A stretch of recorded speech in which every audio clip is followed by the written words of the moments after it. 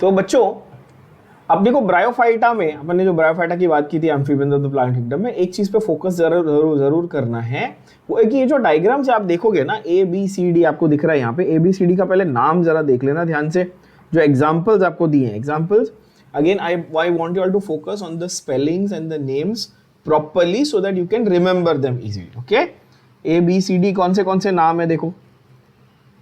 पहला ये है लिवरवर्ट, ए जो है ना, there is a female thallus of Mercantia. Can you see the name here? The name of the plant is what? Mercantia. बहुत लोग इसको Mercantia बोलते हैं, गलत है, Mercantia, श बोलना है, Mercantia, जैसे attention में TION इसको आप श बोलते हो ना, वैसे Mercantia। उसका फीमेल थैलस अलग होता है, उसकी टिपिकल कैरेक्टरिस्टिक ये रहा, और टिपिकल कैरेक्टरिस्टिक ये रहा आर्चिगोनियोपोर, और मेल थैलस अलग होता है, उसका टिपिकल कैरेक्टरिस्टिक एंथ्रीडियोपोर। अब ये क्या क्या है मैं आपको एक्सप्लेन करूंगा डिटेल में, बट पहले इस पे जरा थोड़ा फोकस करके समझ लो कि एक ही प्लांट है, वो लीफ जैसा दिख रहा है, क्या आप लोग देख पा रहे हो? फ्लैटेंड लीफ जैसा, पत्ता गोभी का बड़ा पत्ता या पालक के बड़े पत्ते ऐसा दिख रहा है ना आपको स्क्रीन पे? हाँ, तो जो ये पूरा का पूरा प्लांट है, ये फ्लैटेंड लीफ लाइक स्ट्रक्चर है। आप बोलोगे हाँ सही है सर, उसमें भी फीमेल और मेल में अलग अलग है, कैसे?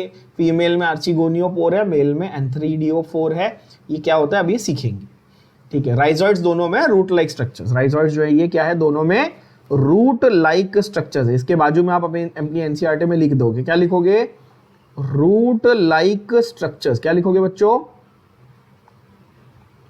Root like structures. दोनों राइजॉइड्स का मतलब रूट लाइक स्ट्रक्चर सेम। हाँ, तो राइजॉइड तो दोनों में है, लेकिन जो सेक्सुअल रिप्रोडक्शन वाले पार्ट्स है वो दोनों अलग अलग है, इसलिए मेल फीमेल अलग। सेम वे अभी आप देखो जो सी ऑप्शन, जो सी एग्जांपल दिया आपको, दैट इज द फ्यूनेरिया। बहुत लोग इसको फ्यूनारिया भी बोलते हैं, फ्यूनेरिया, ठीक है। फ्यूनेरिया के भी एक्चुअली अगर आप देखो तो एक ही प्लांट के अंदर आपको दो पार्ट्स दिए हुए, please pay attention to this very closely. Funaria के एक ही प्लांट के अंदर आपको दो पार्ट्स दिए। कौन से पार्ट आपको दिख रहे? पढ़ो पहले, ऊपर क्या लिखा है? स्पोरोफाइट लिखा है, नीचे क्या लिखा है? गैमेटोफाइट। क्या लिखा है? Sporophyte and gametophyte. उसके बाजू में आप क्या मेंशन करेंगे बच्चों? इसको आप बोलेंगे स्पोरोफाइट मींस स्पोर प्रोड्यूसिंग। क्या लिखेंगे वहां पे? स्पोरोफाइट के नीचे क्या लिखेंगे आप? Spore producing. और गैमेटोफाइट के बाजू में आप ऑब्वियसली लिखेंगे गैमीट प्रोड्यूसिंग। क्या लिखेंगे? Gamete producing. नाउ बॉटनी थोड़ा सा ड्राई है तो बच्चे थोड़ा इंटरेस्ट भी कम लेते हैं और आपको समझ में कम आता है। मैं आपको इसको ना ह्यूमन बींग्स के कोरिलेशन में समझाऊंगा तो बहुत अच्छे से समझ में आएगा, ठीक है। अगर मैं ह्यूमन बॉडी की बात करूं, सपोज आप एक मेल या फीमेल बॉडी की बात कर रहे हो, सोचो ऐसे, ठीक है। तो अब मेल बॉडी, ठीक है, मेरा समझो, मेरा बॉडी की बात कर रहे हैं, मेल बॉडी। तो मेरे पास hair, skin, eyes, ears, nose, body parts है, बरोबर है। Do all those body parts produce gametes? No ना। क्या पूरे शरीर में से गैमेट्स प्रोड्यूस हो रहे हैं क्या? नहीं, ऑब्वियसली। मेल को स्पर्म प्रोड्यूस करना है तो कहां से प्रोड्यूस करेगा? टेस्टिस में से। फीमेल को ओवम यानी एग प्रोड्यूस करना है, कहां से करेगी? ओवरी में से। क्या वो पूरे बॉडी में से कर रही है क्या? नहीं ना। तो the rest of the body जहां से गैमीट प्रोड्यूस नहीं हो रहा है, वैसा उस पार्ट को अपन स्पोरोफाइट समझ लो। मैं ह्यूमंस में ये नहीं बोल रहा हूं ह्यूमंस में स्पोरोफाइट होते हैं, मैं प्लांट की बात कर रहा हूं। अब आप सोचो, इसको प्लांट पे अप्लाई करो, कॉमन सेंस जरा। प्लांट का एक पर्टिकुलर हिस्सा होगा ना जो गैमेट प्रोड्यूस करेगा। जैसे मैंने बोला मेल्स में बॉडी का एक पर्टिकुलर पार्ट है ना जो गैमेट प्रोड्यूस कर रहा है। क्या ये बात समझ में आ रही है आपके? है ना, मेल्स में एक particular part of the body है जो स्पर्म प्रोड्यूस कर रहा है, फीमेल्स में एक particular part of the body है जो ओवम प्रोड्यूस कर रहा है। ठीक उसी तरह वो लॉजिक को आप प्लांट में अप्लाई करके देखो, आपको इतना इजी लगेगा कि अच्छा पूरे प्लांट में उसका लीफ, उसका स्टेम, ये सब लोग थोड़ी गैमेट बना रहे क्या? नहीं। तो वो पूरा पार्ट क्या हुआ? वो स्पोरोफाइट हो गया। बात समझ में आ गई? एंटायर प्लांट बॉडी को आप क्या बोल दोगे? स्पोरोफाइट। और जो स्पेसिफिक हिस्सा गैमेट्स बनाने वाला है उसको आप क्या बोलेंगे बच्चों? उसको आप गैमेटोफाइट बोलेंगे। क्या ये बात गई दिमाग में? बोलो हाँ कि ना। यस।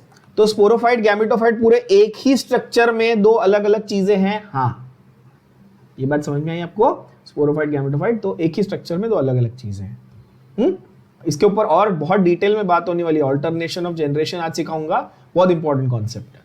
तो ये हुआ फ्यूनेरिया में आपका स्पोरोफाइट, गैमेटोफाइट का फंडा, ठीक है। उसके बाद जो नेक्स्ट एग्जांपल आपको दिया हुआ है वो है स्फेग्नम।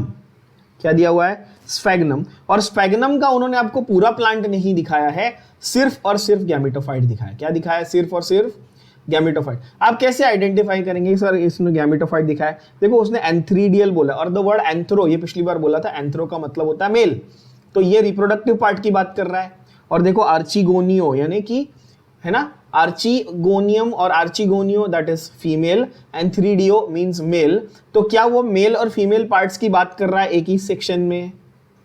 यस, तो इसीलिए वो गैमेटोफाइट है। क्यों भाई? क्योंकि जब मेल फीमेल अलग होने लगे या सेक्सुअल रिप्रोडक्शन की बात हो यानी गैमेट्स की बात हो, तो ये हिस्सा क्या रिप्रेजेंट कर रहा है? गैमेटोफाइट को रिप्रेजेंट कर रहा है।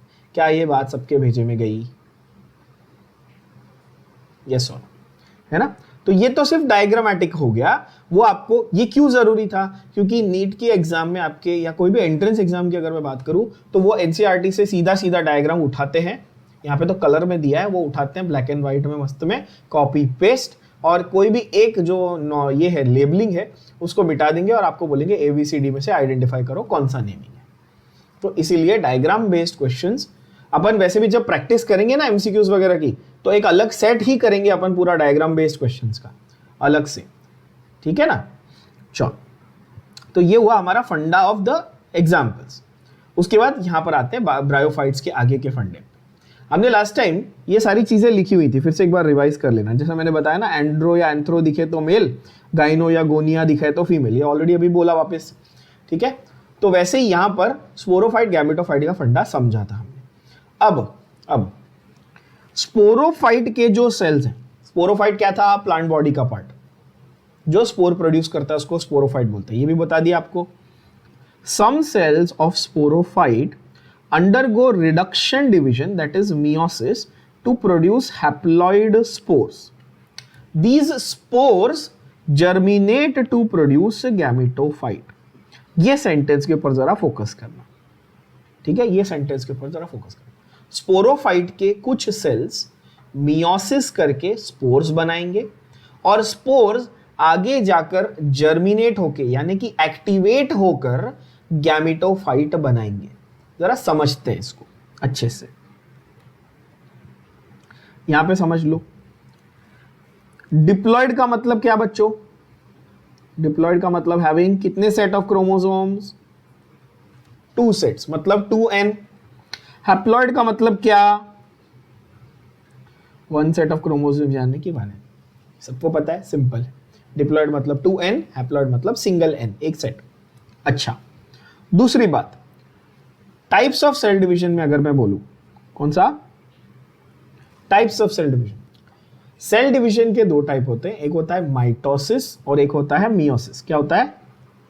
माइटोसिस और मियोसिस, ठीक है? ये हम लोग सेल डिवीजन का पूरा एक चैप्टर है, उसमें बहुत डिटेल में ये दोनों को पढ़ने वाले हैं और इस पे बहुत अच्छे अच्छे क्वेश्चन बनते हैं। बट अभी सिंपल भाषा में जरा समझ लो। माइटोसिस में 2n का 2n ही रहता है। क्या रहता है? 2n का 2n, मतलब कि क्या मैं बोल सकता हूं माइटोसिस में नंबर सेम रहता है, इक्वल रहता है, ऐसा बोलूं? हाँ, माइटोसिस में नंबर इक्वल रहता है, इसलिए माइटोसिस को हम लोग इक्वेशनल डिवीजन बोलते हैं। और मियोसिस में 2n का n हो जाता है, यानी कि क्या मैं बोल सकता हूं आधा हो गया? क्या मैं बोल सकता हूं आधा हो गया? यस, तो 2n का n हो गया, यानी कि मियोसिस को रिडक्शनल डिवीजन बोलते हैं। अच्छा, अब वो सेंटेंस क्या बोल रहा था वहां पे? वो सेंटेंस ये बोल रहा था कि स्पोरोफाइट के डिप्लॉयड सेल्स, ध्यान से अब इस सेंटेंस को समझना अपनी सिंपल भाषा में, ठीक है? स्पोरोफाइट के सेल्स जो हैं वो डिप्लॉयड होते हैं। स्पोरोफाइट के सेल्स कैसे होते हैं? डिप्लॉयड होते हैं। तो आप बोलोगे ठीक है, तो diploid cells of sporophyte produce spores. Sporophyte produce spores, yes. Cell कैसे थे? डिप्लॉयड सेल्स थे, यानी कि 2n वाले थे। हाँ, स्पोर्स कैसे थे? n वाले, यानी कि हैप्लॉयड स्पोर्स बोल दूं, बोलो हाँ कि ना? अगर मैं बोलूं बच्चों कि स्पोर्स हैप्लॉयड है, सॉरी स्पोर्स n वाले हैं, तो can I call them haploid spores, बोलो हाँ कि ना? आप बोलोगे हाँ। तो मैं बोल रहा हूं कि स्पोरोफाइट कैसा था? डिप्लॉयड था, यानी 2n वाला था। स्पोर कैसे थे, एन वाले यानी कि हैप्लॉइड थे, तो स्पोरोफाइट से स्पोर कैसे बने, बाय मियोसिस। क्या ये स्टेटमेंट समझ में आई? स्पोरोफाइट को डिप्लॉइड सेल से हैप्लॉइड स्पोर बनाना है तो उसको मियोसिस करना पड़ेगा। बोलो हाँ कि ना? क्लियर बात? अब ये स्पोर बन गए तो स्पोर आगे जाकर स्पोर्स विल जर्मिनेट। जर्मिनेट को आप सिंपल भाषा में बोल लो तो एक्टिवेट हो जाएंगे। जर्मिनेट का मतलब आप सिंपल भाषा में समझ लो, एक्टिवेट हो जाएंगे टू प्रोड्यूस गैमेट्स। क्या ये बात समझ में आ रही है? To produce gametes. तो अच्छा, स्पोर्स कैसे थे? एन यानी हैप्लॉइड थे। गैमेट्स भी कैसे थे? एन ही थे। गैमेट्स भी हैप्लॉइड है भाई। स्पोर, अच्छा लॉजिकली सोचो, स्पोर अगर मियोसिस करने लगा तो एन का हाफ एन हो जाएगा। हाफ सेट कैसे हो सकता है? एक सेट मिनिमम चाहिए कि नहीं चाहिए? एन के नीचे कैसे जाएगा भाई? तो गैमेट जो है ना वो ये।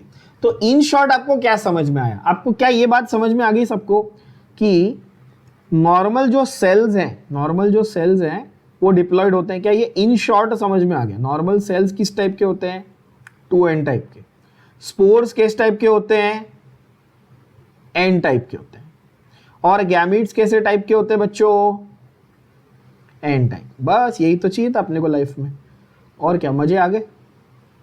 यही तो सीखना था बेसिक चीज कि भाई गैमीट्स हैप्लॉइड होते हैं, स्पोर्स हैप्लॉइड होते हैं, नॉर्मल सेल डिप्लॉइड होते हैं। तो अगर मैं आपको पूछूं, अब ये सेम लॉजिक हमारे केस में भी लगता है। अगर मैं पूछूं मेरे स्किन का एक सेल निकाला, कौन सा, कैसा होगा? हैप्लॉइड की डिप्लॉइड? डिप्लॉइड। मेरा नॉर्मल सेल है वो, बाल का एक सेल निकाला, डिप्लॉइड। कोई भी सेल निकालो, हार्ट का, बोन का, डिप्लॉइड है कि नहीं? सिंपल बात है। अच्छा, एक फीमेल में से एग ले लो, एग, ओवम, वो क्या उसका गैमेट है? बोलो हाँ कि ना? कैसा रहेगा? हैप्लॉइड। मेल के पास से स्पर्म ले लो, कैसा रहेगा? हैप्लॉइड। बस बेसिक चीज क्लियर हो गई आपकी। अब कोई बोलेगा स्पोर, गैमेट और नॉर्मल सेल तो आप कंफ्यूज नहीं होंगे। ठीक है, आगे आते हैं। ब्रायोफाइट्स का इकोनॉमिक इंपॉर्टेंस तो इतना कुछ है नहीं, ठीक है, but they are food for birds and mammals and फालतू बकवास। एक ये बहुत इंपॉर्टेंट एमसीक्यू क्वेश्चन है, direct MCQ question. Sphagnum which is basically a moss, है ना, लिवर वर्ड्स और मॉस बोला था ना, मॉस, ठीक है। Sphagnum which is a type of moss, it provides peat. What is peat बच्चों? पीट, अरे बच्चे ऐसे जोरदार आंसर देते ना। एक बार पूछा ना पीठ, बोला था पीठ क्या होती है? बोलता पीठ मतलब सर ये पीछे, बैक। मतलब पीठ नहीं बोला, घोचू। कोई महाराष्ट्र बच्चा होगा, बोला पीठ मतलब आटा। मराठी में पीठ मतलब आटा होता है ना। हम लोग थाली पीठ खाते थे, वो वाला पीठ। यहाँ पर फॉर्म ऑफ कोल होता है भाई, ठीक है, basically form of coal. Carbon का एक फॉर्म है बच्चों, पीट, लिग्नाइट, बिटुमिनस, ऐसे अलग अलग फॉर्म होते हैं।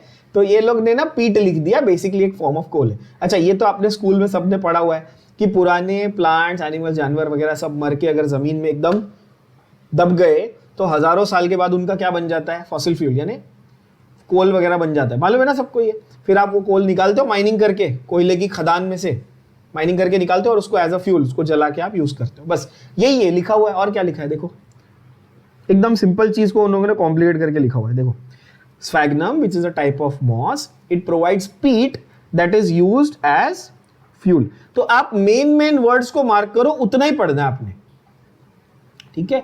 And as a packing material for shipment of living material because of its capacity to hold water. देखो, जब आपको लिविंग चीज या फिर कोई ऑर्गेनिक चीज जब ट्रांसपोर्ट करनी है तो आपको सबसे बड़ा खतरा ये होता है कि वो डिहाइड्रेट ना हो जाए। लॉन्ग अब तो खैर इतना कोई यूज नहीं होता, क्योंकि अब शिप से नहीं, वो बाय एयर वगैरह भी चली जाती हैं चीजें। पुराने टाइम में काफी होता था, लंबे लंबे रूट्स होते थे, एक जगह से दूसरी जगह शिप से जाने के लिए एक महीना लगता था। तो क्या करते थे, जो ऑर्गेनिक मटेरियल को अगर ट्रांसपोर्ट करना है तो उसके आजू बाजू वाटर होल्ड करने के लिए वो पीट यानी कि कोल का ये जो फॉर्म है ना, उसको रखते थे, because it had capacity to hold water. ठीक है बच्चों, पैकिंग मटेरियल के लिए। तो packing material for transshipment, trans मतलब long distance shipment of living यानी organic material because of its capacity to hold water. It's a very unique property that is available with this particular type of moss, है ना. तो ये direct MCQ question आपके exam में जरूर आता है. चलो आगे आते हैं. लाइकेंस के बारे में फर्स्ट चैप्टर में पढ़ा था. लाइकेंस क्या करते हैं, ये कोलोनाइज करते हैं रॉक्स को. ये रिसेंटली आप अभी एनटीए की, आपकी जो एनटीए मालूम है ना, नेशनल टेस्टिंग एजेंसी, एनटीए का एक ऐप आता है जिसपे वो लोग मॉक टेस्ट करवाते हैं नीट का. उसमें मॉक टेस्ट के क्वेश्चन में भी ये आया हुआ है रिसेंटली. क्या कि भाई पहला कोलोनाइजर कौन होता है. एक ऐसी बंजर जमीन है, बंजर समझते हो, हिंदी में बोलते हैं बैरन लैंड, जहां पर सिर्फ पत्थर है. तो वहां पर सबसे पहले कौन सा प्लांट उगेगा या कौन सा ऑर्गेनिज्म उगेगा. Answer was lichens. तो लाइकेंस के साथ साथ मॉसिस भी फर्स्ट ऑर्गेनिजम्स होते हैं जो रॉक्स को कोलोनाइज करते हैं. अच्छा, अब ये आप बोलोगे ठीक है, तो रॉक्स को कोलोनाइज करके इन्होंने क्या, कौन से झंडे गाड़ दिए.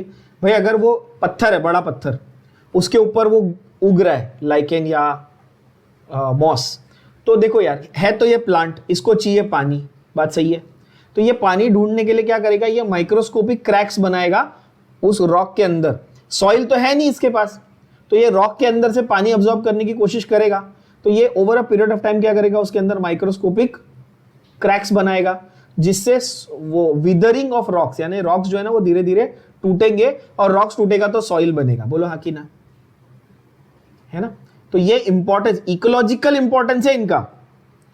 इकोलॉजिकल इंपॉर्टेंस यानी कि आपकी एनवायरनमेंट में इनका बहुत ज्यादा इंपॉर्टेंस, बहुत ज्यादा महत्व है बच्चों. अच्छा तो ये रॉक्स को डीकंपोज करते हैं. मैंने अभी बताया कि क्रैक्स वगैरह बनाते हैं और रॉक्स को क्या करते हैं, डीकंपोज करते हैं. और जब ये रॉक्स को डीकंपोज करेंगे तो नॉर्मल थोड़ी मतलब लूज सॉइल वगैरह बननी शुरू होगी, जिसकी वजह से जो बड़े प्लांट्स है उनकी ग्रोथ में हेल्प होगा. लॉजिकल. अब तुम आम का पेड़ लगा दो पत्थर पे, थोड़ी उगेगा, उगता है क्या, नहीं. मॉस और लाइकेन उग सकते हैं. समझ में आ रही बात. Sorry, pardon my throat, it's a little bad today. So they decompose rocks, making the substrate suitable for growth of higher plants. आप बोलोगे ठीक है. और mosses जो है, they also reduce the impact of soil erosion. देखो कितना beautiful है. पत्थर को ब्रेक करके सॉइल बनाने में हेल्प करेंगे, लेकिन सॉइल बह ना जाए, इरोड ना हो जाए, उसमें भी हेल्प करेंगे. सही बात है, दोनों रोल ये प्ले कर रहे हैं. इंपॉर्टेंट. ज्योग्राफी में पढ़ा है आपने सबने, सॉइल इरोजन. अगर प्लांट नहीं रहेंगे तो मिट्टी बह जाती है ना पानी के साथ, उसको सॉइल इरोजन कहते हैं. ठीक है. Bryophytes are divided into liverworts and mosses. अभी आते हैं लिवरवर्ट्स. एक पहला सेक्शन जो है वो लिवरवर्ट्स है. कहाँ ग्रो होते हैं भाई liverworts. Liverworts grow in moist shady habitats. Moist होना चाहिए, शेडी होना चाहिए, मतलब थोड़ी छांव होनी चाहिए और थोड़ा सा मॉइस्चर होना चाहिए. जैसे कि नदी नाले के पास में, मार्श एरिया समझते हो, थोड़ा दलदल टाइप एरिया जो बोलते हैं ना अपन, मार्शलैंड, जहां पर बहुत लूज सॉइल होती है और बहुत सारा पानी होता है, पानी जमा रहता है. किसी को मार्शलैंड देखना है, जाओ मीरा रोड, गोराई खाड़ी, ये सब एरिया, मतलब वहां पे लिटरली मार्शलैंड नहीं है, बट जो एकदम bank of the water body के पास जो एरिया होता है ना, वो मार्श जैसा है. ठीक है. Damp soil. Bark of trees. आप कभी अगर किसी हाइकिंग वगैरह, ट्रेकिंग हाइकिंग पे जाते हो कभी, मानसून सीजन में आप लोग गए होगे कभी समझो, तो आप देखोगे बड़े बड़े पेड़ों के ऊपर ना, पेड़ की बार्क के ऊपर ऐसे ग्रीनिश ग्रोथ दिखेगी आपको, है ना. दैट इज बेसिकली बिकॉज वो खास करके रेनी सीजन में मॉइस्चर है, बार्क में मॉइस्चर अब्सॉर्ब हुआ है और वो मॉइस्ट शेडी एरिया है, तो वहां पर लिवरवर्ट्स ग्रो होते हैं. दो ऐसी चीजें हैं जान जो मॉइस्ट और शेडी एरिया में बहुत अच्छी ग्रो होती है. एक है ये लिवरवर्ट, दूसरा है फंगाई. फंगस तो सबको मालूम है ना, मशरूम वगैरह कहाँ ग्रो होते हैं, मॉइस्ट शेडी प्लेसेस, है ना. Okay. Plant body is thallus और थैलॉइड. थैलस के जैसी flattened leaf like structure. Example already बता दिया डायग्राम में, याद होगा अभी फोटो में. मर्केंशिया. मर्केंशिया की प्लांट बॉडी यानी कि उसका थैलस कैसा है, डॉर्सी वेंट्रल है. अब बोलोगे डॉर्सी वेंट्रल क्या होता है भाई, तो बताता हूं. डॉर्सी वेंट्रल, ये वर्ड देख लो ध्यान से, डॉर्सी वेंट्रल, इस वर्ड का मीनिंग समझ लेना। Dorsiventral actually comes from two words, दो वर्ड्स का कॉम्बिनेशन है। तो डॉर्सी वेंट्रल आता है दो वर्ड से, डॉर्सल एंड वेंट्रल, ठीक है, डॉर्सल और वेंट्रल। डॉर्सल सिंपल वर्ड्स में, डॉर्सल का मतलब वो पार्ट जो सन की तरफ, किस तरफ हो, आकाश की तरफ, सन की तरफ, है ना, और वेंट्रल का मतलब वो पार्ट जो ग्राउंड की तरफ हो। अच्छा, याद करो मर्केंशिया कैसा दिख रहा था, लीफ जैसा दिख रहा था बच्चों। तो अगर पत्ता है, लीफ है, आप ऐसा समझ लो जैसे ये लीफ, समझो ये मेरा फोन है, ये लीफ है, ठीक है, तो इसका ये हिस्सा सन की तरफ है, तो इसको मैं बोलूंगा इसका डॉर्सल सरफेस। समझ में आ रही बात, इसको क्या बोलूंगा, इसका डॉर्सल सरफेस। और इसका ये हिस्सा ग्राउंड की तरफ है, तो मैं क्या बोलूंगा, इसको ventral surface. Dorsiventral, dorsal ventral, समझ में आया, डॉर्सल वेंट्रल। अब आप बोलोगे सर ये लॉजिक कैसे आया, ये लॉजिक कैसे आया, आप इमेजिन करो एक डॉग, कैट, कोई भी जानवर इमेजिन करो, तो जानवर का जो बैक है, पीठ है, वो किस तरफ है, सन की तरफ, हाँ, तो उसकी बैक को आप बोलेंगे उसका डॉर्सल सरफेस। क्या बोलेंगे, उसका डॉर्सल सरफेस। और उसका जो स्टमक है, उसकी जो बेली है, वो ग्राउंड की तरफ है, उसको आप क्या बोलेंगे, वेंट्रल सरफेस। हाँ, ये टर्म्स याद रखना, बायोलॉजी के लिए बहुत इंपॉर्टेंट है, आगे पूरी ह्यूमन फिजियोलॉजी, पूरी एनिमल किंगडम में बहुत काम आने वाले, ठीक है।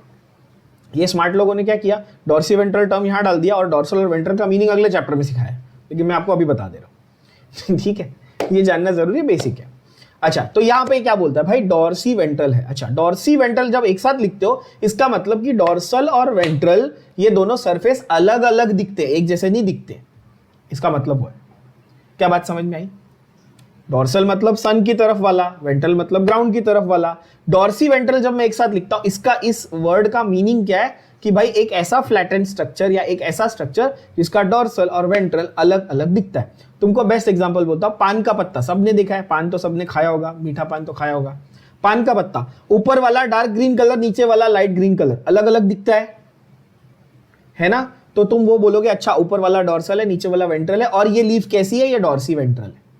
समझ में आ गई बात, इजी। अच्छा, तो यहां पे ये क्या बोलता है भाई, thallus is dorsiventral and, मतलब डॉर्सी वेंट्रल है, फ्लैटेंड है, अलग अलग दिखता है दोनों सरफेस, और फ्लैटेंड है, ये बहुत इंपॉर्टेंट चीज है, और closely appressed to the substrate. इनकी इंग्लिश बड़ी hi fi, closely appressed to the भाई सबस्ट्रेट यानी कि बेस से चिपका हुआ है। Closely appressed to the substrate, literal translation means what, base से काफी हद तक भाई जमीन से जुड़ा हुआ इंसान है ना, अपन बोलते हैं ना बहुत डाउन टू अर्थ, ये डाउन टू अर्थ है, डाउन टू अर्थ, ठीक है। लिवर बर्ड कैसा है, डाउन टू अर्थ, एकदम चिपका हुआ है सबस्ट्रेट से। समझ में आ रही बात। अभी ये जो लीफी मेंबर है, अच्छा इसकी खुद की पूरी प्लांट बॉडी ही लीफ जैसी है, पर क्या वो लीफ है एक्चुअली, कि उसकी वो प्लांट बॉडी है। मैं क्या बोल रहा हूं, दिखने में लीफ जैसा है पर वो उसकी प्लांट बॉडी है। अच्छा, प्लांट बॉडी में रूट होना चाहिए, स्टेम होना चाहिए, लीफ होना चाहिए, अग्रीड। पर ये लोअर प्लांट है, ये तो गरीब है ना, छोटा वाला प्लांट है ना यार, ये हायर प्लांट तो है नहीं, तो इसके पास रूट लाइक, लीफ लाइक और स्टेम लाइक स्ट्रक्चर होंगे, बोलो हाँ कि ना। असली रूट, असली स्टेम, असली लीफ तो होगा नहीं, root like, stem like, leaf like structure होगा इसके पास। तो इसके लीफी मेंबर में भी लीफ लाइक अपेंडेजेस है। देखो सेंटेंस आपको कैसे घुमाता है, क्या बोलता है देखो, the leafy members have leaf like appendages. आप बोलोगे सर ये क्या है भाई, प्लांट लीफ जैसा दिखता है और उसमें लीफ लाइक स्ट्रक्चर भी लगे हुए, सोचो, समझ में आई बात। प्लांट खुद ऐसा दिखता है, देखो ये प्लांट ऐसा दिख रहा है, समझो ये लीफ जैसा, फ्लैटेंड ऐसा, और इसमें फिर ऐसे छोटे छोटे लीफ लाइक स्ट्रक्चर भी लगे हुए हैं, लीफ लाइक। अपेंडेज का मतलब क्या, आप बोलोगे सर अपेंडेज का मतलब, भाई अपेंडेज का मतलब कोई चीज जो जॉइंट है या उसमें अटैच्ड है उसको अपेंडेज बोलते हैं। जैसे हमारे शरीर में हाथ और पैर को अपन क्या बोलते हैं, hands and legs are called what, appendages. तो वैसे ही अपेंडेज का मतलब आप समझ गए, जो जॉइंट पार्ट्स है उसको क्या बोलते हैं अपन, अपेंडेज। एक एक वर्ड हाँ,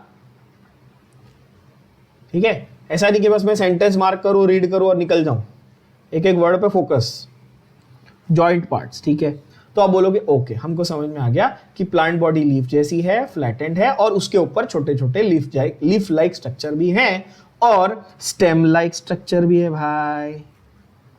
लीफ लाइक स्ट्रक्चर है तो स्टेम लाइक स्ट्रक्चर मांगता है कि नहीं मांगता है? ऑफ कोर्स ये लीफ लाइक स्ट्रक्चर कहाँ ग्रो होगा? स्टेम लाइक स्ट्रक्चर, क्योंकि लीफ कहाँ ग्रो होती है? स्टेम पे।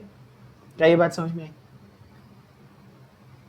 ओके अगर इनका असेक्सुअल रिप्रोडक्शन होने वाला है तो it takes place by fragmentation. Fragmentation मतलब टुकड़े टुकड़े, उसके छोटे छोटे टुकड़े हो जाएंगे, हर टुकड़े से, हर पीस से नया लिवर बर्ड ग्रो हो जाएगा। थैलस यानी कि प्लांट बॉडी का अगर टुकड़ा हुआ तो उसमें से नया टुकड़ा ग्रो हो जाएगा।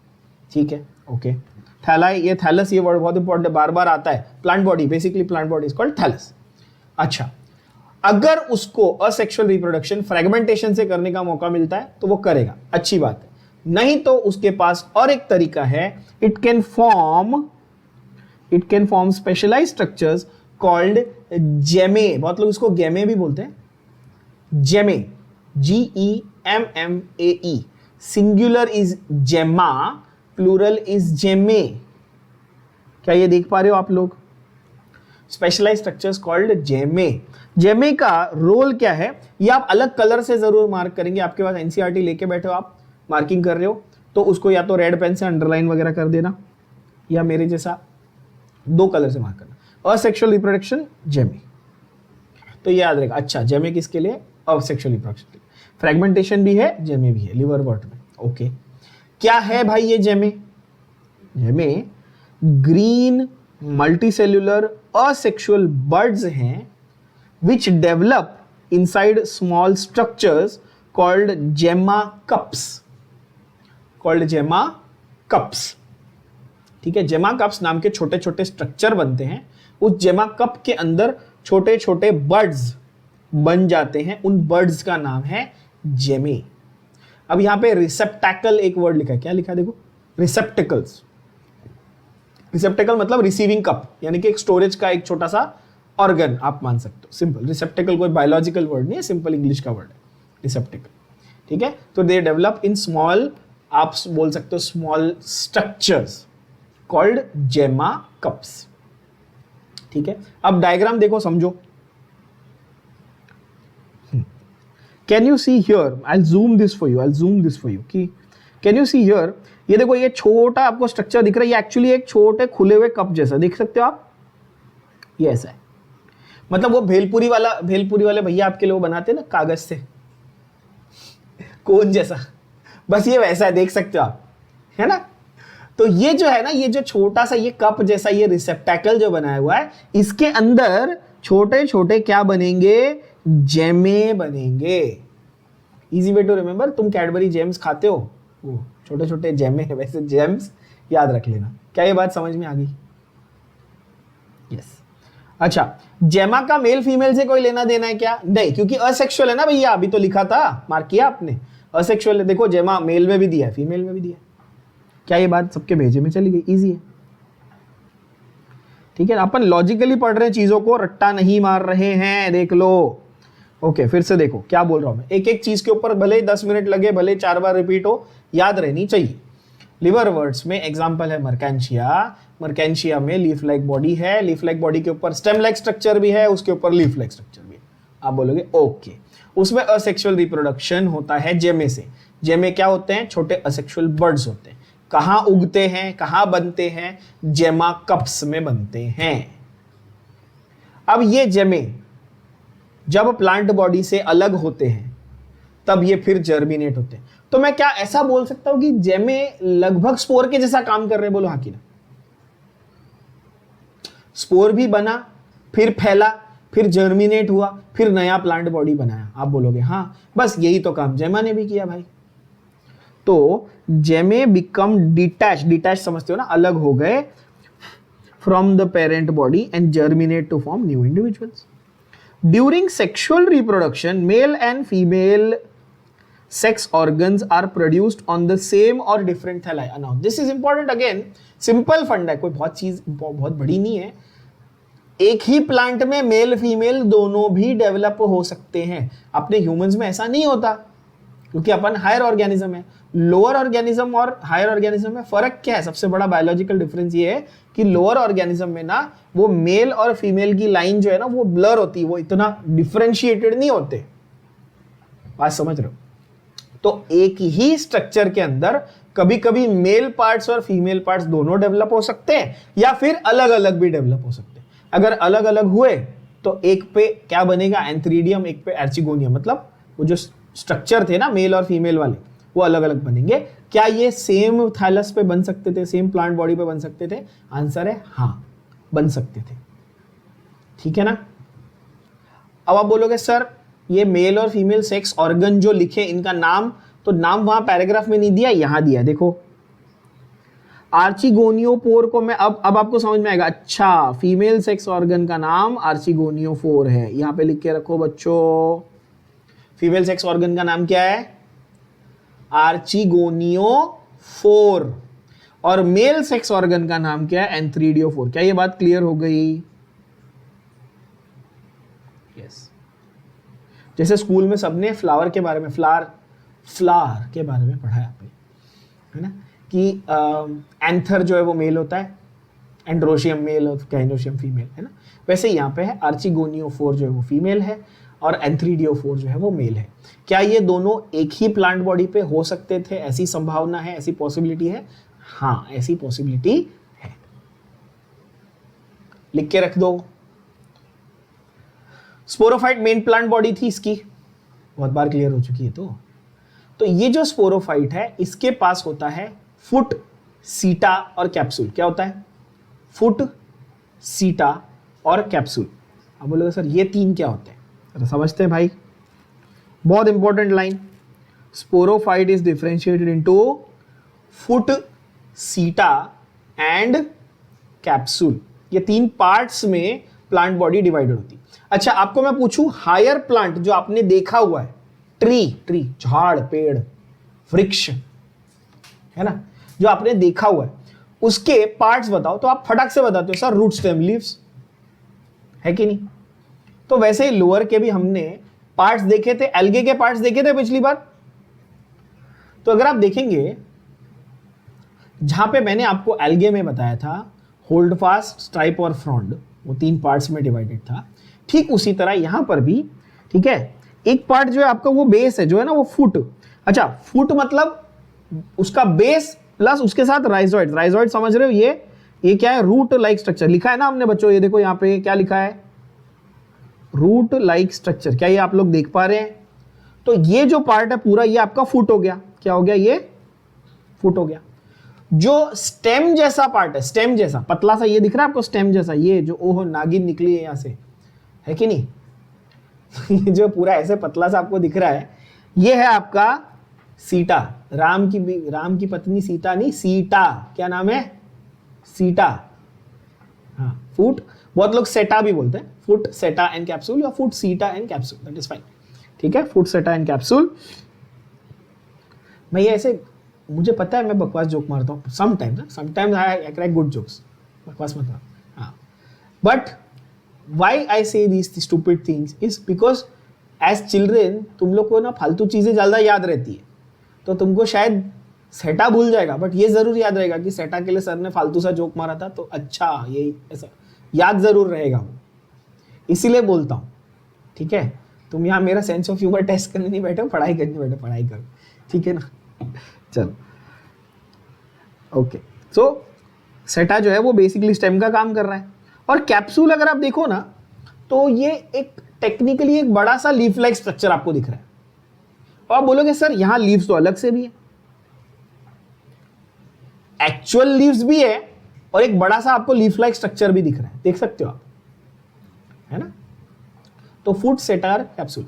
अच्छा, are these like literal meanings of root, stem and leaf? No, but they are somewhat similar. कुछ ऐसे फंक्शनैलिटीज या कुछ शेप, साइज, उनका सिमिलैरिटी है, तो easier to remember it that way. Normal plant में रूट, स्टेम, लीफ, एल्गा में holdfast, stipe, frond, bryophyte में फुट, सीटा, कैप्सूल। क्या इस तरह से आप लोगों को बात समझ में आ रही है? बोलो हाँ कि ना। क्या आप कोरिलेट कर पा रहे हैं बच्चों? ओके, एक चीज देख लेना, आपको जो मैंने डायग्राम में बताया ना, वो मॉसिस के अंडर दिया हुआ ना वो डायग्राम, और यहां पर उन्होंने डिस्क्रिप्शन लिवर वर्ड्स के अंदर दिया। ठीक है ना, कंफ्यूज मत हो ना। After meiosis spores are produced. Of course capsule जो है वो स्पोर प्रोडक्शन के काम आएगा, कैप्सूल जो है वो स्पोर प्रोडक्शन के काम आएगा मेनली। जैसा मैंने कहा कि it's not a direct correlation but easier to remember it that way. ठीक है, तो ऐसा मत लिख के आना कि भाई कैप्सूल लीफ है, लीफ जैसा दिख रहा है बड़ा सा स्ट्रक्चर, बाकी लीव्स तो अलग से उसके अंदर थे, मैंने बताया आपको। और स्पोर्स क्या करेंगे, स्पोर्स विल जर्मिनेट, जर्मिनेटर के गैमेट्स बनाएंगे तो उससे गैमेटोफाइट बनेगा, सीधी बात है। ठीक है, उसके बाद आते हैं हम लोग मॉसिस पे, है ना, मॉसिस। अब मॉसिस क्या है, सबसे पहला फंडा मॉसिस के बारे में समझ लेना है, बहुत इंपॉर्टेंट। ठीक है, स्पोरोफाइट गैमेटोफाइट इसके पास भी होता है, पर इसमें मेन स्टेज, ध्यान से सुनना, मेन स्टेज गैमेटोफाइट है। ये पहली लाइन और सबसे इंपॉर्टेंट लाइन इस स्टेटमेंट की।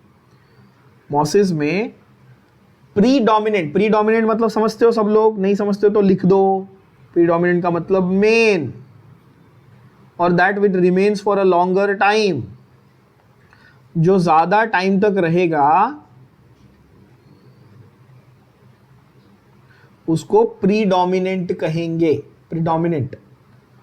ठीक है, तो मॉसिस में स्पोरोफाइट और गैमेटोफाइट में से कौन सा ज्यादा टाइम और ज्यादा इंपॉर्टेंट है, गैमेटोफाइट। क्लियर।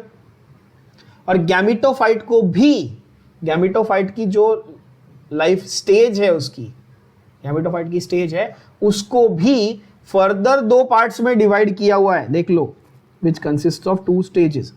ठीक है, अभी भी कुछ बच्चे जिनको ऐसा लग रहा होगा कि सर ये गैमेटोफाइट स्टेज, मैंने फिर से बताया, स्टेज मतलब कैसा, एक ही ऑर्गेनिज्म के एक ही बोलते हैं बॉडी में स्पोरोफाइट गैमेटोफाइट दोनों दिखता है, ये क्लियर किया था, ह्यूमंस का एग्जाम्पल भी दिया था। ठीक है ना, ओके। और उसमें गैमेटोफाइट डोमिनेंट हो सकता है या स्पोरोफाइट डोमिनेंट हो सकता है, अलग अलग सिचुएशन में। मॉसिस के सिचुएशन में, मॉसिस के एग्जाम्पल में गैमेटोफाइट डोमिनेंट है, क्लियर, मेन है। ओके, इसको 2 स्टेजेस में डिवाइड किया गैमेटोफाइट स्टेज को। कौन से, फर्स्ट स्टेज जिसका नाम है प्रोटोनीमा। फर्स्ट स्टेज का नाम क्या है, फर्स्ट स्टेज का नाम क्या है बच्चों, repeat, protonema. Why, because the word proto means first, ऐसे याद रहेगा, रट्टा नहीं मारना है, समझना है। प्रोटोनीमा नाम क्यों है भाई, प्रोटो, प्रोटो का मतलब ही फर्स्ट है, फर्स्ट स्टेज का नाम उन्होंने रख दिया प्रोटोनीमा। नीमा, अच्छा जिनको ये भाई नीमा का मतलब क्या, तो नीमा का मतलब थ्रेड लाइक और फ्लैटेंड स्ट्रक्चर। ठीक है, रिबन लाइक, थ्रेड लाइक, चपटा स्टेज, ऐसा होता है। ठीक है, आप बोलोगे ओके, है ना। नीमा का मतलब वो होता है, यहां पर लिटरल मीनिंग नहीं है नीमा का, तो इसलिए प्रोटोनीमा में आप प्रोटो याद रखो। अच्छा, protonema directly develops from the spore. तो ये बताना अगर प्रोटोनीमा स्पोर से बना तो इसमें आपकी इसका अभी क्या समझ में आया, टेस्ट हो जाएगा। प्रोटोनीमा स्पोर से बन रहा है तो प्रोटोनीमा हैप्लॉइड होगा कि डिप्लॉइड होगा, स्पोर कैसा था, स्पोर हैप्लॉइड था, प्रोटोनीमा कैसा होगा, ऑब्वियसली हैप्लॉइड होगा भाई, सीधी बात है, सीधी बात है। ठीक है, इतना तो बेसिक आपको समझ में आना ही चाहिए। तो फर्स्ट स्टेज है प्रोटोनीमा स्टेज है, स्पोर से बना, स्पोर से बना तो हैप्लॉइड होगा, सीधी बात है। कैसा दिखता है protonema, creeping green branched and filamentous stage. Filamentous छोड़ दो, creeping green branch, creeping green branch मैंने बोला ना, नागिन वैसा है ना। क्रीपर, क्रीपर आप सबने देखे आपके घरों में वगैरह ना, उगते रहते हैं, खास करके अभी बारिश के सीजन में अगर आप देखो, क्रीपर्स बोलते हैं उनको, छोटे छोटे प्लांट्स होते हैं, पतले पतले। ठीक है, वो पहला स्टेज जो है वो क्रीपिंग ग्रीन ब्रांच, क्रीपिंग का मतलब रेंगने वाला स्टेज होता है। सेकेंड स्टेज है वो हमारा लीफी स्टेज है। लीफी स्टेज तो हमको पता ही है भाई, लीफी स्टेज कैसा दिखता है भाई, लीफ जैसा दिखता है। ओहो हो सर आपने नॉलेज ही दे दी आज, ओहो मतलब मजा ही आ गया। लीफी स्टेज मतलब लीफ जैसा स्टेज, ओहो ठीक है, मतलब जीवन का पूरा ज्ञान आज दे दिया मैंने आपको। लीफी स्टेज मतलब बच्चों लीफी जैसा स्टेज, ठीक है। अच्छा ये क्या है लीफी स्टेज, ये सेकेंडरी प्रोटोनीमा से बनता है, यानी ये सेकेंड स्टेज है, प्रोटोनीमा के आगे का स्टेज है, इसको हम लोग लीफी स्टेज कहते हैं। इसको सेकेंडरी प्रोटोनीमा से बना हुआ स्टेज भी कहते हैं। ये कैसे बनता है, प्रोटोनीमा से एक बर्ड निकलता है, बर्ड समझते हो, मिकी माउस के ईयर्स के जैसा। जैसे अगर ये स्ट्रक्चर है ना, तो ये स्ट्रक्चर में से ऐसा एक छोटा सा स्ट्रक्चर बाहर निकल के आएगा, है ना, प्लांट बॉडी या जो प्रोटोनिमा उसमें से एक छोटा सा स्ट्रक्चर ऐसा बाहर निकलेगा मिकी माउस के कान जैसा, तो उसको बर्ड बोलेंगे। इसको क्या बोलेंगे? बर्ड। ठीक है, okay. So it develops from protonema as a bud. Lateral मतलब साइडवेज, लैटरल का मतलब साइडवेज, अपाइकल का मतलब ऊपर, लैटरल का मतलब साइड। ये भी लिख देता हूं, हर एक वर्ड लिख देता हूं जो जो बोल रहा हूं, ताकि आपको ये बाद में ढूंढना ना पड़े। और टेक्स्ट बुक में ही लिखना, सामने रहेगा, याद रहेगा। कहीं कहीं पे भी लॉस्ट लगे तुरंत पढ़ लेना। अच्छा, सर ने लिखवाया जरूर होगा ये वर्ड। ठीक है, अपाइकल का मतलब टुवर्ड्स दी एपेक्स, बोलो हाँ कि ना, टुवर्ड्स टॉप और टुवर्ड्स एपेक्स। एपेक्स समझते हो ना, एपेक्स मतलब टॉप। ठीक है, इतनी इंग्लिश तो आपने पढ़ी होगी, एपेक्स और टॉप। अच्छा, और यहां पे बोला है लैटरल, लैटरल मतलब टुवर्ड्स साइड, साइड की तरफ। तो ये प्रोटोनिमा ग्रो हो रहा है, प्रोटोनिमा में से ये साइड की तरफ ग्रो हो जाएगा। बोलोगे ठीक है। कैसे होता है? इसमें स्पाइरली अरेंज्ड लीव्स होती है। कैसी होती है बच्चों? स्पाइरली अरेंज्ड लीव्स होती हैं, और they are attached to the soil through the rhizoids. They are attached to the soil through the rhizoids, and this stage also bears the sex organs. This stage also bears the sex organs. इसका example पहले एक बार देख लेना, Funaria. Example क्या है? Funaria. ठीक है, अच्छा, अगर इनका वेजिटेटिव रिप्रोडक्शन होना है, क्या मैं बोल सकता? वेजिटेटिव मतलब असेक्सुअल का एक फॉर्म है, बोलो हाँ कि ना।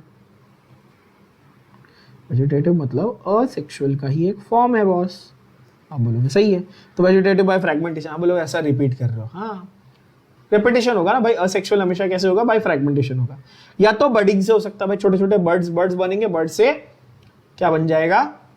नया प्रोटोनिमा, यानी कि सॉरी नया लीफी स्टेज, यानी कि सेकंड स्टेज बन जाएगा। अगर सेक्सुअल रिप्रोडक्शन हो रहा है तो सेक्स ऑर्गन्स बनेंगे। कौन से? Antheridia and archegonia. कौन से बनेंगे? Antheridia, archegonia. No marks for guessing what is antheridia, what is archegonia. क्या आएगा बच्चों? एंथ्रीडिया कौन सा वाला रहेगा? मेल की फीमेल? एंथ्रो मेल, आर्ची female. Antheridia male, archegonia female. So यहां पर antheridia, archegonia male female, of course they are produce at the apex. Apex अभी बता दिया ना मैंने, एपेक्स मतलब टुवर्ड्स द टॉप। ठीक है, उसके बाद after fertilisation zygote develops into sporophyte. इसके बारे में जरा चर्चा करेंगे डिटेल। चर्चा कैसे करेंगे देखो। एंथ्रीडिया और आर्चिगोनिया, क्या बोला था मैंने? एंथ्रीडिया और आर्चिगोनिया बच्चों, ये मेल और फीमेल थे। आप बोलेंगे हाँ। इनके अंदर गैमिट्स बन रहे थे, बोलेंगे हाँ। कैसा? मेल गैमिट कैसा था? एन। फीमेल गैमिट कैसा था? एन। ये मेल और फीमेल गैमिट जब मिलेंगे, इस प्रोसेस को हम फर्टिलाइजेशन बोलते हैं, बोलो हाँ कि ना। मेल और फीमेल गैमिट मिले तो उस प्रोसेस को बोला फर्टिलाइजेशन। अच्छा, एन और एन मिले तो क्या बना? 2n, और 2n हमारा स्पोरोफाइट था, ये क्लियर कर चुका हूं, बोलो हाँ कि ना। तो क्या मैं ऐसा कह सकता हूं कि n और n मिले? अच्छा, n और n मिले तो जो पहला सेल बना ना बच्चों, वो पहला सेल था जाइगोट। पहला सिंगल सेल क्या था? वो जाइगोट। और ये जाइगोट से बाद में स्पोरोफाइट बना। ये जाइगोट से बाद में स्पोरोफाइट बना। अब मेरा सवाल आपसे क्या है? सवाल ये है, स्पोरोफाइट 2n होता है? आप बोलोगे हाँ। मैंने ये प्रूव किया जाइगोट 2n है? आप बोलोगे हाँ।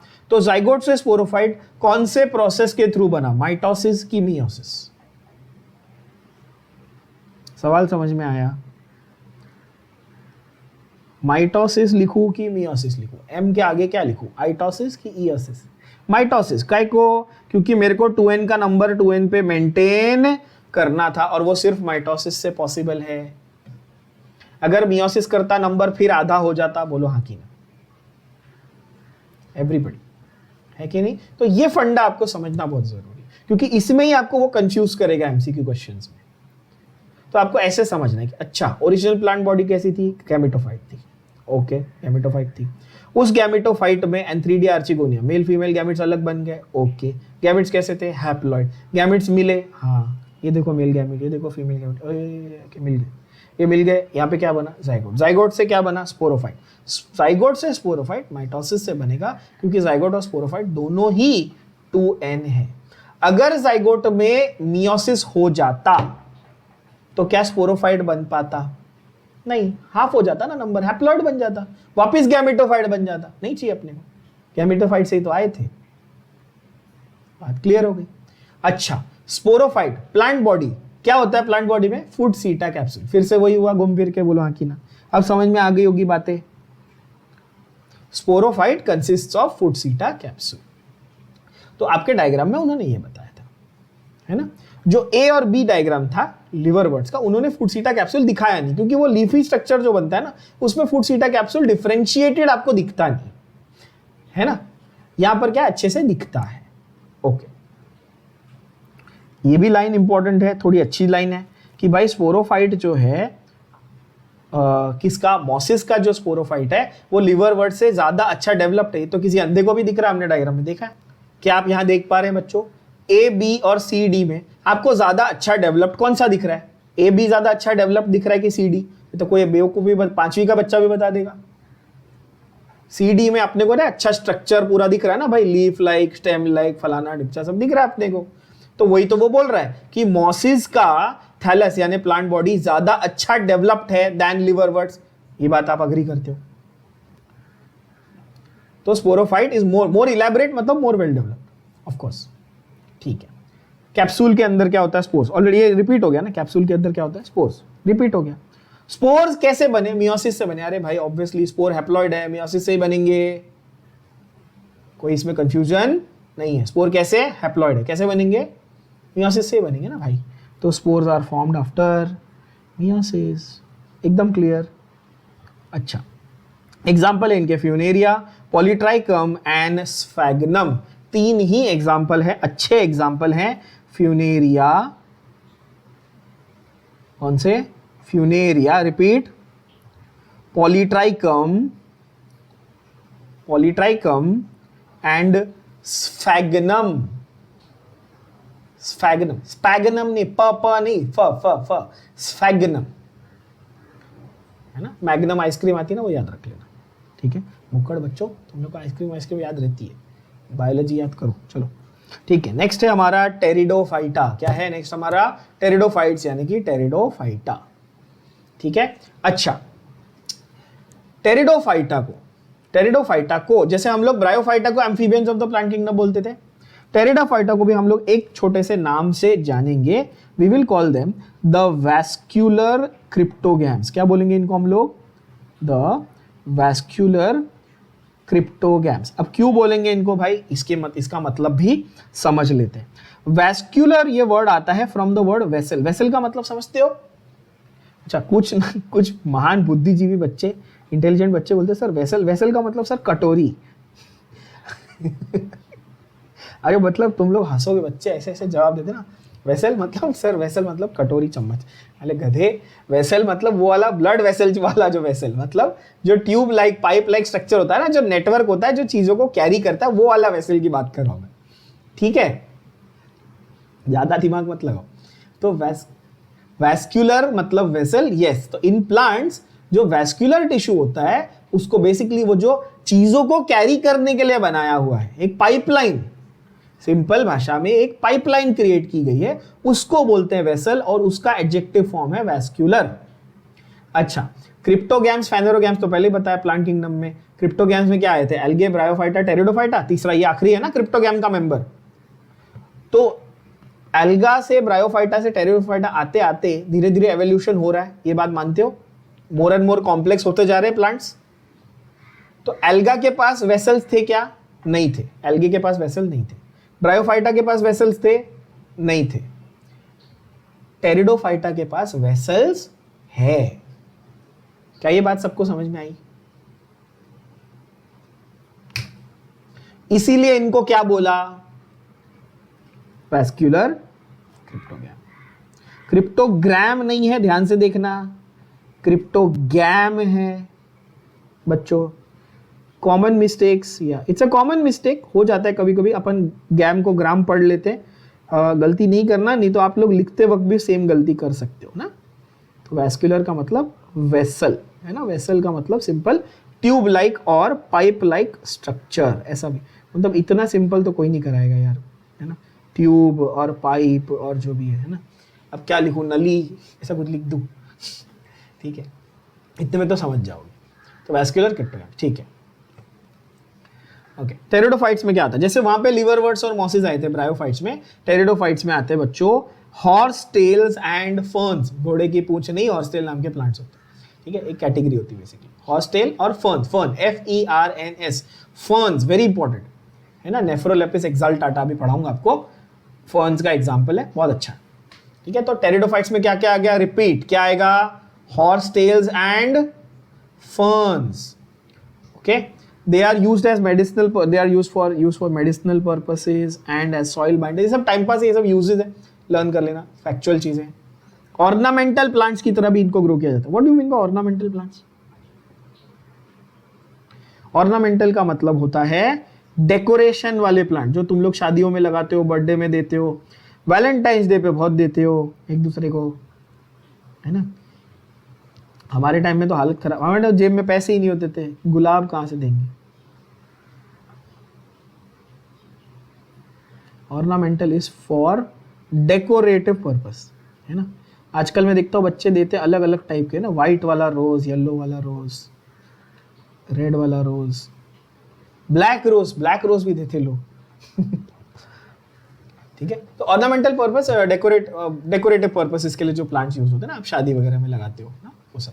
अच्छा, और एक चीज की, ऑर्नामेंटल्स में सबसे पॉपुलर कौन सा है, one of the most popular, orchids, सबने देखे होंगे ऑर्किड, और उसके अलावा other examples that you can think of, lily, rose, है ना। बट ये जो है ना फ्लावर्स, जो एक्चुअल फ्लावर्स है ना, वो सारे एंजियोस्पर्म में आते हैं, कंफ्यूज मत होना, जो एक्चुअल फ्लावर्स है वो कहां आते हैं, एंजियोस्पर्म्स में।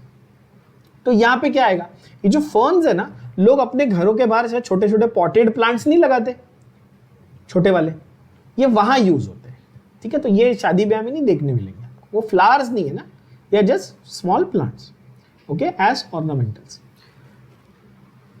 इन गार्डन्स है ना, बोटानिकल गार्डन्स वगैरह में आपको जरूर देखने मिलेंगे, है ना।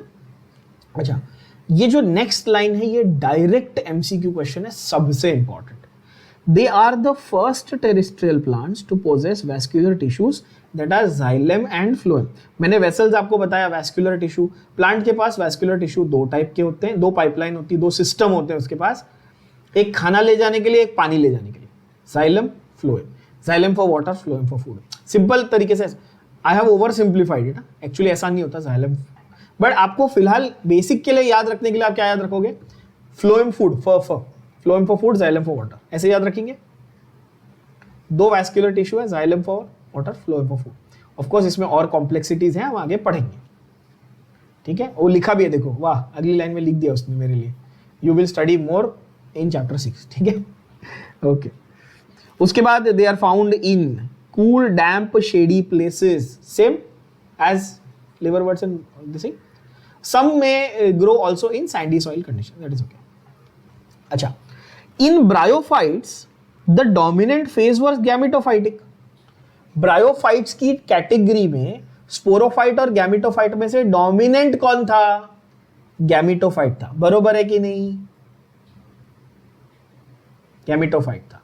However, टेरिडोफाइट्स में, in pteridophytes the main plant body is sporophyte, जिसमें अब जाके आपको ट्रू मतलब असली अच्छे वाले well developed true root stem and leaves दिखने लगे। मतलब अब वो टाइम पास चला गया अपना, कौन सा, होल्ड फास्ट, फ्रॉन्ड टाइप और सीटा और कैप्सूल और फुट और ये सब, राइजॉइड भाइजॉइड सब, अब नॉर्मल, अब इंसानों वाली पढ़ाई है ना, नॉर्मल वाली, root stem leave.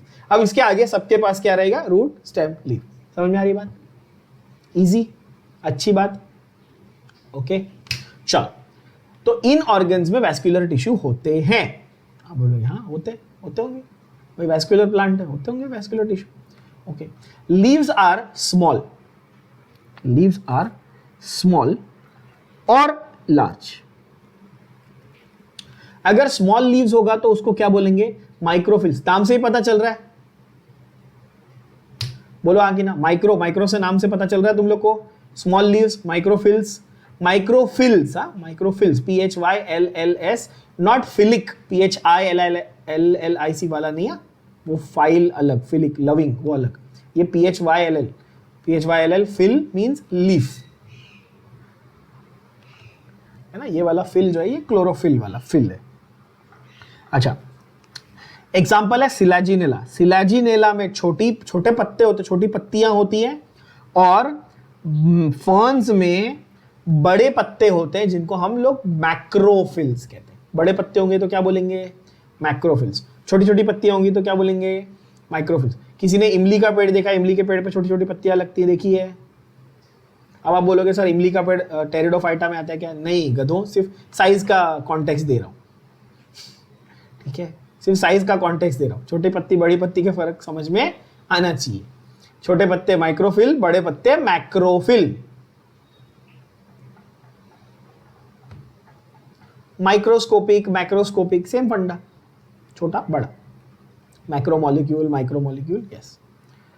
Okay, then you have sporangia, sporangia will develop on sporophytes, ठीक है।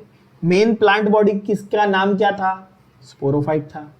उसके ऊपर स्ट्रक्चर बने जिनका नाम क्या है? स्पोरेंजिया। स्पोरोफाइट के ऊपर स्ट्रक्चर बने जिनका नाम, स्ट्रक्चर का नाम क्या था? स्पोरेंजिया। बोलो हाँ कि ना। और उन स्पोरेंजिया के बाजू में छोटे छोटे leaf like appendages, again appendages word आया ना, जॉइंट पार्ट्स। उन स्पोरेंजिया के बाजू में छोटे छोटे जॉइंट पार्ट्स हैं जिनका नाम है स्पोरोफिल। सेंटेंस को समझो, sporophytes bear sporangia and leaf like appendages called sporophyll.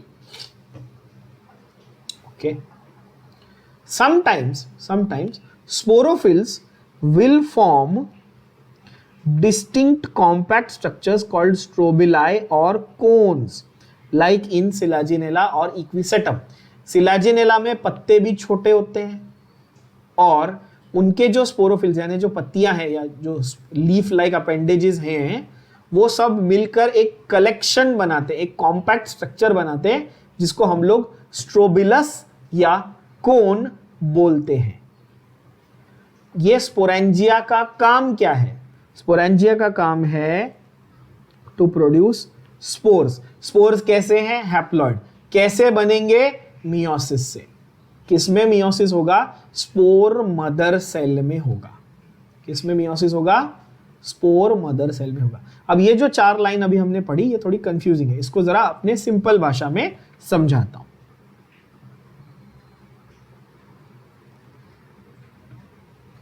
ध्यान से सुनो। टेरिडोफाइटा और टेरिडोफाइट्स, समझ रहे हो? टेरिडोफाइट्स, ठीक है।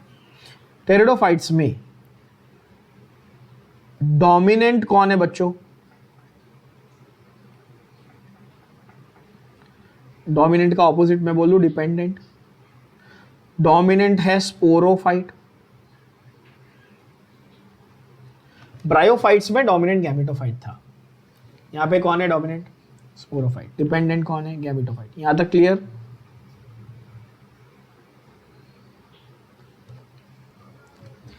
ये स्पोरोफाइट पहली बात तो true root, true stem, true leaves दिखाएगा। ये भी क्लियर हुआ? स्पोरोफाइट क्या करेगा? ट्रू रूट्स, ठीक है, मैं रफ डायग्राम बना रहा हूं। ट्रू स्टेम, ट्रू लीव्स दिखाएगा। क्या ये क्लियर हुई बात? ओके, अब समझो, जरा बात को समझो। On this sporophyte specialised structures will develop called sporangia. Sporangia नाम के छोटे छोटे थैली जैसे, सैक जैसे ऑर्गन डेवलप होंगे। समझो इधर स्पोरेंजिया डेवलप हुए, क्या डेवलप हुए? स्पोरेंजिया डेवलप हुए। उन स्पोरेंजिया के साथ साथ लीफ लाइक कुछ स्ट्रक्चर भी डेवलप होंगे जिनको हम कहेंगे क्या? स्पोरोफिल। यहां तक क्लियर हुआ? अब ये जो स्पोरोफिल है, ध्यान से समझो, अब मैं ये बाकी हटा देता हूं, सिर्फ स्पोरेंजिया रखता हूं, ध्यान से देखना। ये प्लांट है, इस प्लांट पे स्पोरेंजिया डेवलप हुए, स्पोरेंजिया से रिलेटेड स्पोरोफिल यानी उनके नजदीक में लीफ लाइक स्ट्रक्चर भी डेवलप हुए, स्पोरोफिल। क्लियर हो गई बात? अच्छा, ये जो स्पोरोफिल है ये अलग अलग भी रह सकते हैं, या ये पत्ते जो है ना, ये स्पोरोफिल जो है ना, ये मिलकर थोड़े नजदीक आके एक ऐसा कॉम्पैक्ट स्ट्रक्चर भी बना सकते हैं। क्या ये बात समझ में आई? ये ऐसे, या तो ये अलग अलग रहेंगे या तो ये मिलकर एक ऐसा कॉम्पैक्ट स्ट्रक्चर बनाएंगे। क्या ये दिमाग में गया? ऐसे देखो, समझो ये हर एक फिंगर जो है मेरी, ये एक एक क्या है? ये स्पोरोफिल है। समझ में आ रही बात? एवरीबडी यस और नो? अब ये या तो ये अलग रह सकते हैं, दैट इज ऑल्सो फाइन। कुछ ऐसे टेरिडोफाइट्स है जिनमें ये अलग रहते हैं, और कुछ टेरिडोफाइट्स में क्या ये मिलते हैं और ये सब एक साथ आके ऐसे क्लोज्ड कॉम्पैक्ट स्ट्रक्चर बनाते हैं। इस क्लोज्ड कॉम्पैक्ट स्ट्रक्चर को आप क्या बोलोगे? कोन या स्ट्रोबिलस। क्या नाम बोलोगे? कोन या स्ट्रोबिलस। रिपीट करो, कोन या स्ट्रोबिलस। इसके अंदर क्या है? इसके अंदर स्पोरेंजियम है, इसके अंदर छोटे छोटे क्या है? स्ट्रोबिलस के अंदर क्या था? स्ट्रोबिलस किससे बना था? स्पोरोफिल से। स्पोरोफिल तुरंत किसके साथ जुड़ा हुआ था? स्पोरेंजियम के साथ जुड़ा हुआ था। तो इस स्ट्रोबिलस के अंदर स्पोरेंजियम होंगे। आप बोलोगे हाँ।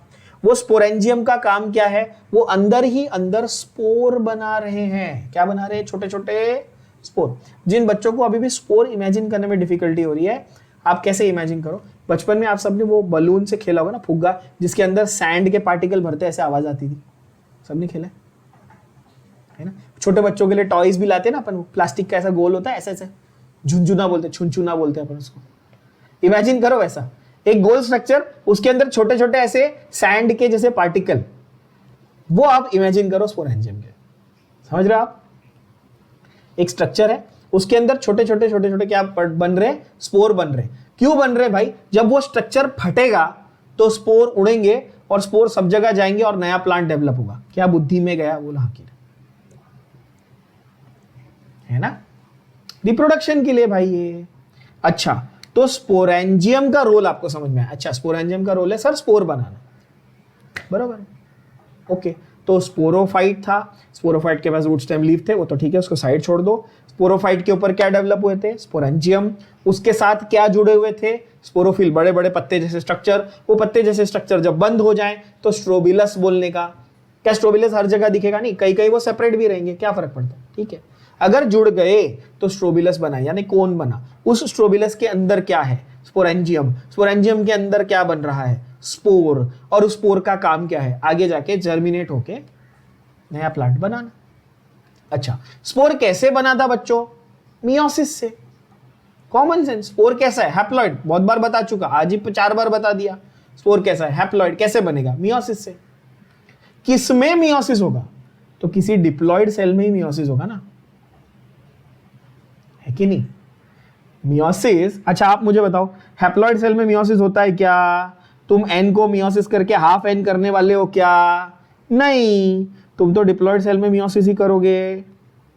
आप बोलोगे हाँ सर बरोबर है, डिप्लॉइड सेल में मियोसिस कर रहे हैं। इस केस में डिप्लॉइड सेल का नाम है स्पोर की मम्मी, स्पोर मदर सेल। क्या नाम है? आप बोलोगे सर ये तो बहुत इजी हो गया है, तो लिटरल हो गया ना, जो स्पोर को पैदा कर रही है वो स्पोर की मम्मी, स्पोर मदर सेल। कैसी है? डिप्लॉइड है। स्पोर कैसा है? हैप्लॉइड है। ये पूरी प्रोसेस कहां हो रही है? पूरी प्रोसेस कहां हो रही है? स्पोरेंजियम में। बहुत सारे स्पोरेंजियम किसके अंदर पड़े हुए? स्ट्रोबिलस के अंदर। वो स्ट्रोबिलस कहां उग रहा है? स्पोरोफाइट के ऊपर। क्या ये बात समझ में आ गई? एक प्लांट बॉडी है जिसको आप स्पोरोफाइट बोलते हो, उस पे आपको ऐसा कोन जैसा स्ट्रक्चर दिखा जिसको स्ट्रोबिलस बोलते हैं, उसको खोला, अंदर क्या निकला? स्पोरेंजियम। उसके अंदर क्या निकला? स्पोर। स्पोर किससे बना था? अंदर स्पोर मदर सेल पड़ा हुआ था, उसके अंदर मियोसिस हुआ था, इससे स्पोर बना था। एकदम इजी सिंपल एक्सप्लेनेशन। यस और नो? ये सेंटेंस अभी अपने को और क्लियरली समझ में आ गया विद दैट अंडरस्टैंडिंग। फिर से देख लेना सेंटेंस में क्या क्या सीखा हमने। स्पोरोफाइट्स में स्पोरेंजिया बनते हैं। स्पोरेंजिया आर सबटेंडेड बाय, मतलब accompanied by, basically surrounded by बोल सकते हो, by leaf like structures called sporophylls. Sporophylls form compact structures called strobilus, and sporangia produce spores by meiosis in the spore mother cells। तो आपको कोई पूछे spore mother cell कैसा है, haploid की डिप्लॉइड, तो आप बोलेंगे डिप्लॉइड। स्पोर कैसा है, हैप्लॉइड। कैसे बना? मियोसिस से बना। ठीक है, यहां पर एक बहुत इंपॉर्टेंट पॉइंट आप नोट करके रखेंगे अपनी टेक्स्ट बुक में ही बच्चों। नोट क्या करेंगे? ड्यूरिंग मियोसिस, क्या लिखेंगे आप? During meiosis one diploid cell यानी कि 2n, डिप्लॉइड मतलब 2n ना, gives rise to 4 haploid cells। एक डिप्लॉइड सेल से कितने बनते हैं बच्चों? एक सेल के एक का 4 बनता है, एक का 4। एक सेल से, एक डिप्लॉइड सेल से 4 हैप्लॉइड सेल बनते हैं मियोसिस में। यानी कि अगर मैं आपको ऐसे एक एमसीक्यू पूछ लूं कि भाई एक टेरिडोफाइट था, उसके स्पोरेंजियम के अंदर 100 स्पोर मदर सेल थे। 100 क्या थे? 100 स्पोर मदर सेल। तो कितने स्पोर बनेंगे बच्चों? 100 स्पोर मदर सेल थे, तो कितने स्पोर्स बनेंगे? तो ऐसा क्वेश्चन आ गया तो आपके लिए सिंपल है बच्चों, आपको ऐसा सोचना ना कि एक स्पोर मदर सेल 4 स्पोर बनाएगा। ऐसा सोच पाओगे? बोलो हाँ कि ना। तो 100 मदर सेल 400 स्पोर बनाएगा। Easy question. ऐसा क्वेश्चन आपके एंट्रेंस एग्जाम में बहुत सारा आता है। Yes, simple easy. तो ये सेंटेंस अगर आपको याद नहीं है कि मियोसिस में एक का 4 बनता है तो गड़बड़ हो जाएगी, है ना? इजी। चलो नेक्स्ट आगे बढ़ते हैं अपन। अच्छा एक सेकंड यहां पे। यस, स्पोर्स जो है वो जर्मिनेट होते हैं, ऑब्वियसली स्पोर्स जर्मिनेट होंगे and they will give rise to smaller plant bodies और स्मॉलर थैलेसिस कॉल्ड प्रोथैलस। अच्छा, स्पोर कैसा था? फिर ये रिपीट, ये ना 100 बार रिपीट होगा। स्पोर कैसा था? हैप्लॉइड था। स्पोर जब जर्मिनेट हुआ, स्पोर थोड़ा बड़ा हुआ। अच्छा, मैंने ये बोला क्या कि स्पोर किसी और सेल से जाके मिला? नहीं। स्पोर का फर्टिलाइजेशन हुआ, ऐसा बोला? नहीं। स्पोर का क्या हुआ? जर्मिनेशन, मतलब सिर्फ थोड़ा डेवलप हुआ, बड़ा हुआ। तो अभी भी हैप्लॉइड ही है। बोलो हाँ कि ना। बहुत बच्चे ना कंफ्यूज क्या करते हैं मालूम है कि सर हैप्लॉइड सेल बड़ा हुआ तो डिप्लॉइड। अरे नहीं भाई, वो साइज में बढ़ रहा है, उसका क्रोमोसोम नंबर थोड़ी बढ़ रहा है। समझ रहे बात? तो spore germinates to form gametophyte। और इस गैमेटोफाइट को आप गैमेटोफाइट नहीं बोलोगे, है वो गैमेटोफाइट ही, पर उसको नया नाम दे दिया। और यहीं पे बच्चे कंफ्यूज होने लग जाते हैं, सर ये प्रोथैलस क्या होता है? अरे कुछ नहीं होता, सिर्फ एक नया नाम है भाई। किसका? गैमेटोफाइट का। कैसे बना था? स्पोर से जर्मिनेट होके। कैसे, क्यों बना भाई? तो स्पोर एन था, आप बोलोगे हाँ। गैमेटोफाइट भी एन था, हाँ। तो स्पोर थोड़ा सा डेवलप होकर गैमेटोफाइट में कन्वर्ट हो गया। क्या ये बात समझ में आई? तो जर्मिनेट का मतलब बेसिकली एक्टिवेट हो गया या डेवलप हो गया, ऐसे बोल सकते हो। तो गैमेटोफाइट बना। टेरिडोफाइट्स में गैमेटोफाइट का दूसरा नाम है प्रोथैलस। क्या है ये? थैलॉइड। थैलॉइड यानी थैलस लाइक, इसीलिए इसका नाम रखा प्रोथैलस। ओके अच्छा, there is need of water for fertilisation. अब ये अगेन बहुत इंपॉर्टेंट चीज है। टेरिडोफाइट्स लैंड पे ग्रो कर रहे हैं, that's why we call them terrestrial. Terrestrial का मतलब समझते हो सारे बच्चे? टेरेस्ट्रियल का मतलब समझते हो ना? टेरेस्ट्रियल का मतलब लैंड पे, एक्वाटिक का मतलब पानी में, ये तो सबको मालूम है ना, बेसिक इंग्लिश है ये। एरियल का मतलब by the way in air, तो birds are aerial and land animals are terrestrial, पता है आपको? अच्छा, तो टेरिडोफाइट्स कहां ग्रो हो रहे हैं? लैंड पे ग्रो हो रहे हैं, पर फर्टिलाइजेशन उनका अभी भी बिना वाटर के यानी बिना पानी के नहीं हो सकता। ध्यान से देख लो, सेंटेंस को समझ लो। टेरिडोफाइट्स का फर्टिलाइजेशन पानी के बिना नहीं हो सकता। क्या ये बात समझ में आई? जैसे फ्रॉग्स में होता है ना, एनिमल किंगडम में फ्रॉग्स में भी सेम होता था। अच्छा, वो एम्फीबियन थे, ब्रायोफाइटा में भी तो सेम हाल था, आपने देखा ऑलरेडी।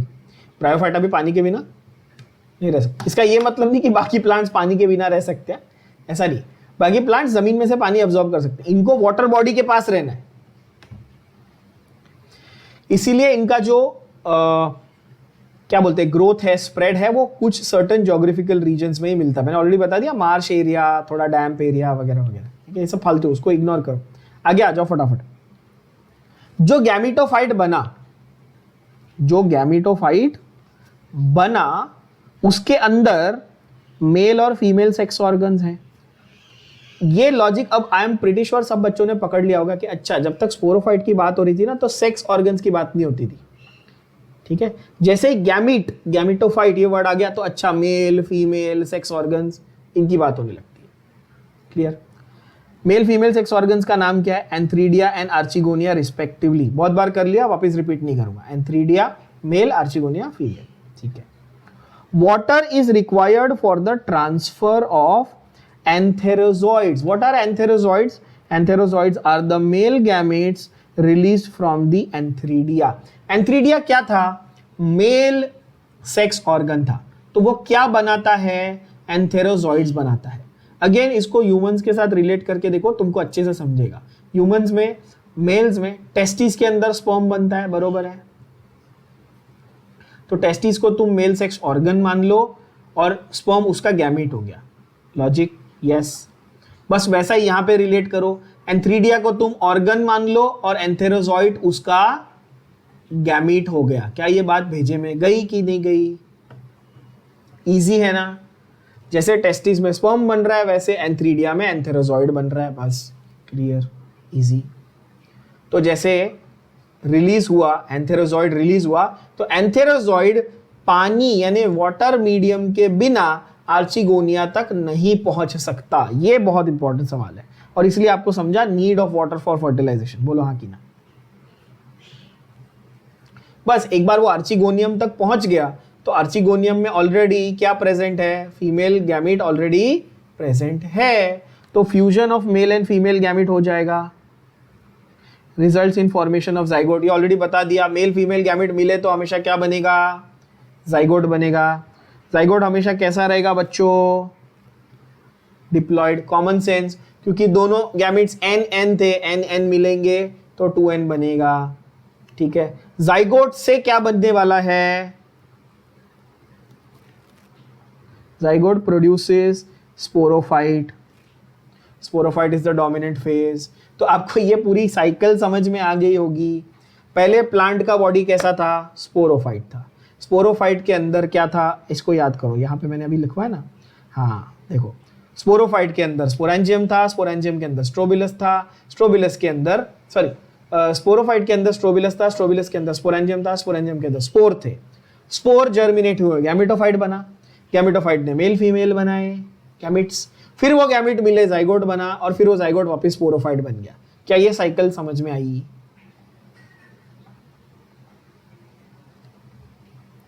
ये प्लांट की ग्रोथ की साइकिल है। Very good.